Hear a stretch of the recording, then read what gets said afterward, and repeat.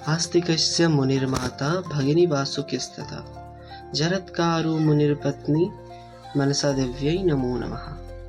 Hello guys, welcome to my YouTube channel the clay arts with Shubham.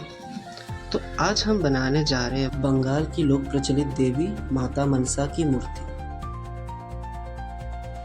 उनकी मूर्ति बनाते बनाते उनके बारे में कुछ जानते हैं। तो चलिए शुरू करते हैं। कहा जाता है माता मनसा देवी महादेव शिव की मानस पुत्री है, या फिर कहीं जगह पे ये भी कहा जाता है कि उनके कंठ में जो विष है उससे उनका जन्म हुआ है। कई साल पहले कहा जाता है जब कश्यप ऋषि अपने आश्रम में यज्ञ कर रहे थे, तब उनके मन की कल्पना से एक नारी मूर्ति का प्राकट्य हुआ था और महादेव शिव के जहर के जलन से उस मूर्ति में प्राण का संचार हुआ था और तभी वहां से माता मनसा का प्राकट्य हुआ। या फिर कहीं जगह पे ये भी कहा जाता है कि महादेव शिव के कल्पना से उस नारी का जन्म हुआ जिनका नाम मनसा पड़ा। उनका नाम मनसा ये इसलिए रखा गया क्योंकि वो देवी लोगों के मन के साथ खेलती है।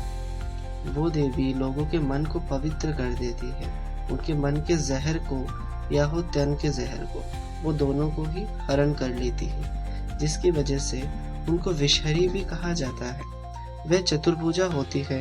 उनके साथ 8 नाग होते हैं। उनको नागमाता कहा जाता है क्योंकि उन्होंने अपने पुत्र आस्तिक मुनि को नागों की रक्षा के लिए प्रेरित किया था और नागों की रक्षा की थी, जिस वजह से उन्हें नागमाता भी कहा जाता था।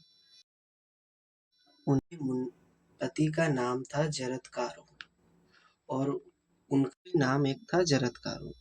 दोनों का नाम ही जरत्कारु रखा गया था, इसलिए माता मनसा को जरत्कारु या फिर जगत गौरी भी कहा जाता है कि उनका स्वरूप मुखमंडल एकदम माता दुर्गा जैसा है।